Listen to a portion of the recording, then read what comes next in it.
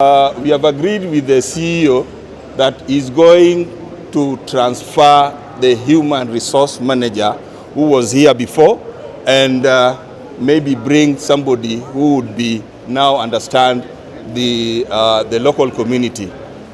Two, they will also work on the audit. They will want to know those who may have been fired unfairly, and if that happened, he promised us that he's going to bring them back or reinstate them within 1 week. So that one will happen within that week. Another thing which he has also assured us is considering on how to work on the CSR so that he can also support the community and the Kisumu County for the business that he's going to do. Lastly, what I want to say, China Square, as we have walked around, is one of the stores which we would want to encourage our people to come and buy.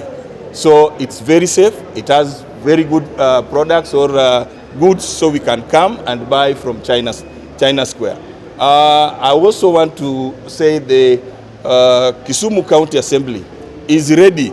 If you give us any information about any unfairness in any organization within the Kisumu County, my committee and Kisumu County as a whole, Kisumu County Assembly as a whole, will visit that organization or institution to know or to dig out whatever